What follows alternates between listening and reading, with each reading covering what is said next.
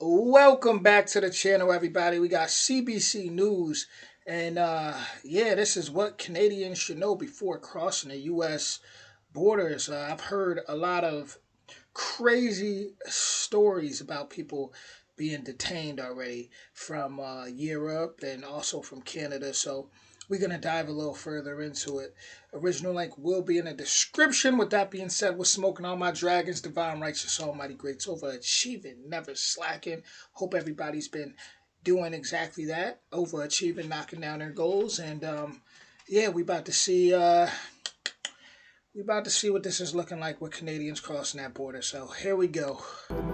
Many Canadians are growing increasingly concerned about the risks of traveling to the United States following changes in U.S. border policies and heightened enforcement.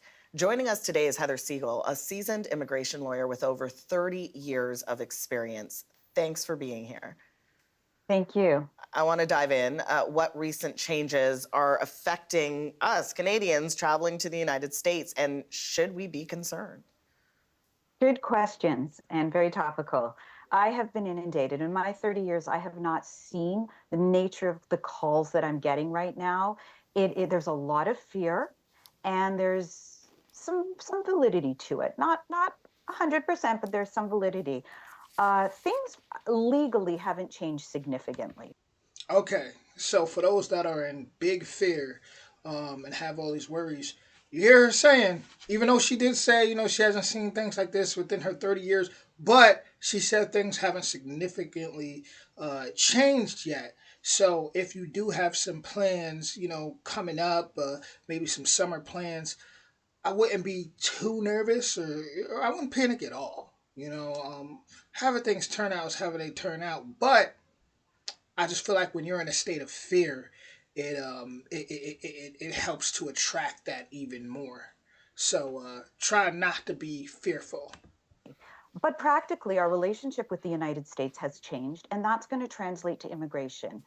In addition, immigration in the United States has also been changing and their relationship to it, and that's going to affect our ability to cross the border.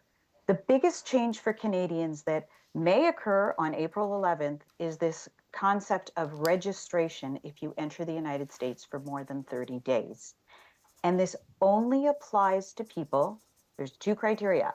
If you enter for more than 30 days and you enter at a land border, you will be subject to registration and you have to make sure you register. If you don't, there's a $5,000 fine Damn. and or 6 months in prison. So this is Whoa, whoa, whoa. Okay, so all right, 30 days. At least it's not like 2 weeks or something, right? 30 days. You got some time.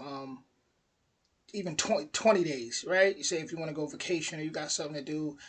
I know there's people who like, they tend to work and have to travel and things like that. But I mean, hopefully everyone's able to just work something out and figure it out. But I'm not gonna lie, $5,000 or 6 months in prison, especially in U.S. prisons, right? Depending on where you are, you definitely don't want to end up in like San Quentin or something out in California.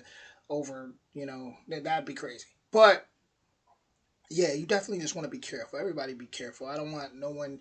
I don't want to hear no new horror stories. Um, you come from Canada across the border, and then you realize that that American Horror Story show is real, and you end up in an American Horror Story prison. And then no. And for all you writers out there, I just gave y'all a theme for the next season. really important. Now, I should note that if you enter at the airport, you are given something called an I-94. We have always been given this, but Canadians are usually very unaware of this fact. And when you are given it, it is considered a registration. You're actually not physically given it. It is issued to you electronically, and you can actually go on the CBP website and find it. And I recommend people do that because the law will say that you must carry a copy of your registration while you're in the United States for more than 30 days. So it's very important to do. If you Google I-94, you can absolutely, the first thing that comes up is the website, and you can actually, enter your passport, enter your date of birth, and get all that information. And it's very important for Canadians who are who are registering. But if you're not going for more than 30 days, this does not apply to you. Okay. And I want to ask too, what if you're traveling there for work? And I ask you this because I once, in the previous Trump administration, was stopped and told I needed a letter of intent to travel stateside. Is that what we have to do now? Should we make sure we've got some written confirmation of why we're going over? I got a Mazzato now. I mean, I think at this point, you want to have everything written confirmation. I mean, yeah, it sucks that humans have to live like this, but at the same time, let's just say there's other planets. I mean, obviously there's other planets. Let's just say there's other life forms on other planets, Jupiter, Mars, stuff that we just would never told about. Let's just stay with me. Jupiter, Mars, Venus, all these different planets. I'm those life forms, I'm sure, have their own policies and ways of operating, uh, based on the different beings and people that or governments that probably live on those different planets. It's like this one TV show I watched called the Tenth Kingdom.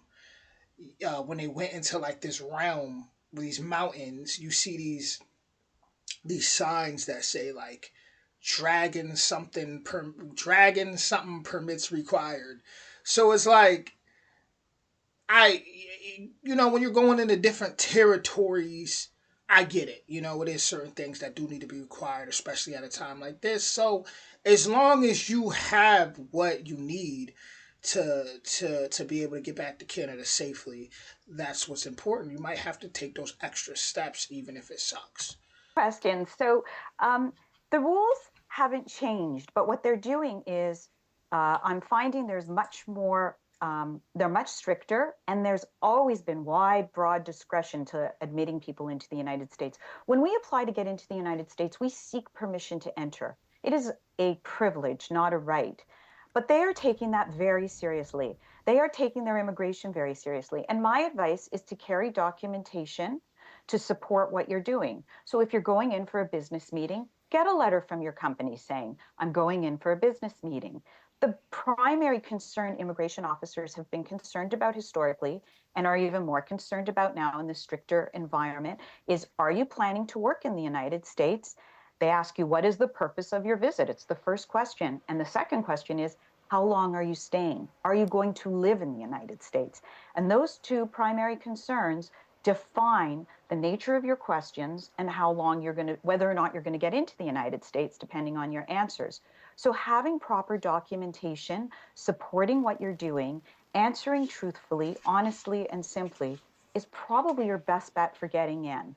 The other thing I'm recommending to Canadians is travel through the pre-flight inspections. Calgary, Vancouver, Winnipeg, Montreal, Ottawa, Toronto, all have pre-flight inspections. I strongly recommend using those as opposed to the land ports of entry, because your worst possible case scenario at a pre-flight inspection, if you have any issues and you're denied, is you go home. Yeah. Whereas, yeah. That's So good that's to know for sure. I want to talk about particular groups of Canadians. Should there be some people who are especially concerned when traveling?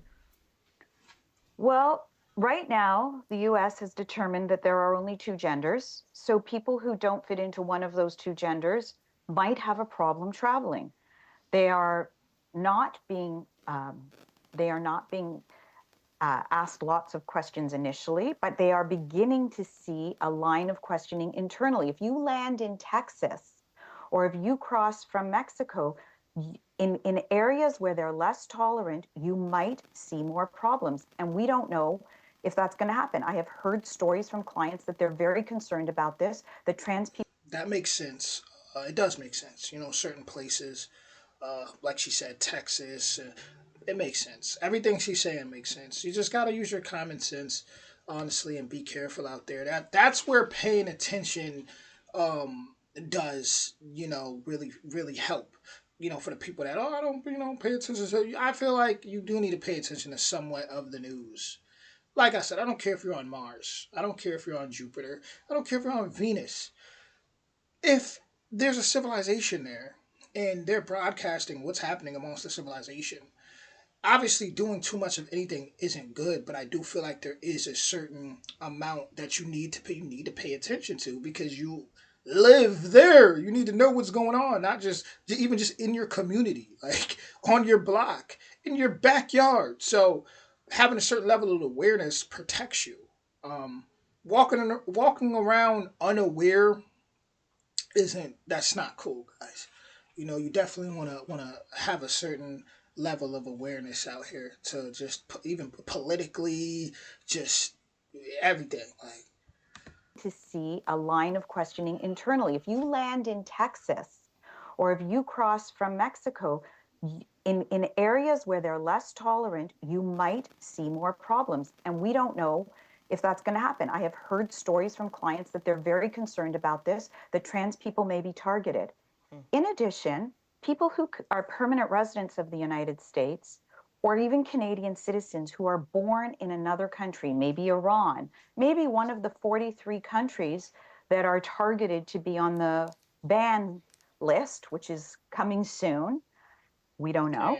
damn, Those people might be targeted more and get more intensive questioning and stricter scrutiny. And those people might want to be careful about traveling, making sure they have the right documentation, and travel through pre-flight inspection so they can leave and go home and cannot be physically detained on U.S. soil. Yeah, no one wants that. There have been stories, I'm sure you've heard them. Are Canadian travelers' phones and electronics subject to inspection at U.S. borders? Yes, they are. And the Canadian government just put out an advisory to that effect. There is no expectation of privacy at an international border, and your phone is just like your luggage. It can be checked and looked at, and it's up to the immigration officer at Customs and Border Protection to determine if they want to do that. And they are looking for, people who might be working, people who might be staying permanently. But there's been concern recently that maybe they're looking at people who speak out against Trump or who are certain kinds of activists. And we've heard stories that these are the people they're looking at, and they've even denied entry to people. that's not good because you're targeting at that point. You're targeting people, and for a country that believes in free speech,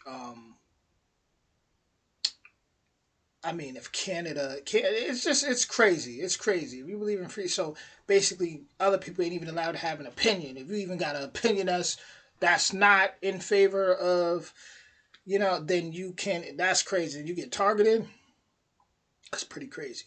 I'm sure there's a lot of people that have said a lot of bad things about the UK or China, and they still travel through freely without getting targeted.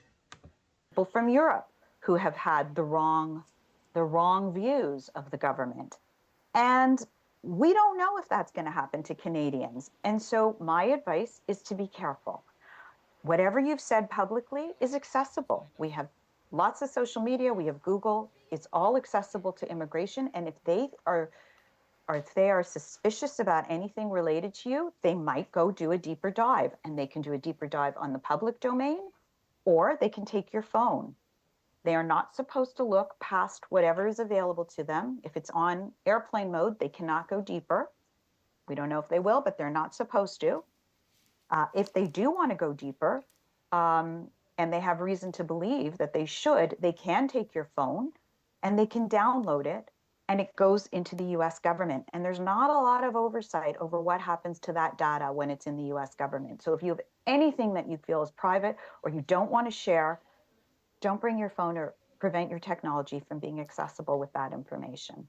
That is so disconcerting, but I appreciate your sound advice today. Thank you. Thank you. That's immigration lawyer Heather Siegel. I could definitely see how it could be concerning, but I mean, once again, as a millennial who's grew up through 9/11 and so much just happening so fast, and seeing how strict airports have gotten and just so much is like it does somewhat feel like the norm, which is crazy. Chaos feels like the norm, but also as somebody who has grown up in upstate New York and you know thousand going to the Thousand Islands and St. Lawrence River right there, you always see Canada. Canada's always like it's right there. Canada's right there. It was just so people have so much. You see that long bridge. People have so much easy access in out. To see that changes, it is crazy. It is crazy because, like I said, being an upstate New Yorker, growing up in upstate New York, Canada was always right there. So, and people would always talk about how, like my older brother, his favorite city is Toronto. Like he loves Toronto. He's been out there. He loves it. Um, so yeah, it's definitely not cool to see things get more difficult, but it's just like I've said before, when you take a ball, right, you throw it hard, and the harder it hits that ground, the higher it rises back up. So that's how I'm feeling. Like things have to just kind of get rough right now, maybe really really rough, and in order for us to rise higher and for things to truly change the way it needs to. But yeah, it's gonna be a battle for sure, for sure. With that being said, original link in the description. If you enjoy this video, this reaction, definitely don't hesitate to hit that like, that subscribe, or that notification bell. Looking forward to the comments. Sometimes I get to the comments a day or two later, but I always get to them and read them for sure. I appreciate you guys, and everybody stay safe out there. Whether you're from America, Canada, no matter where you're from. I got love for you on this channel. Stay safe.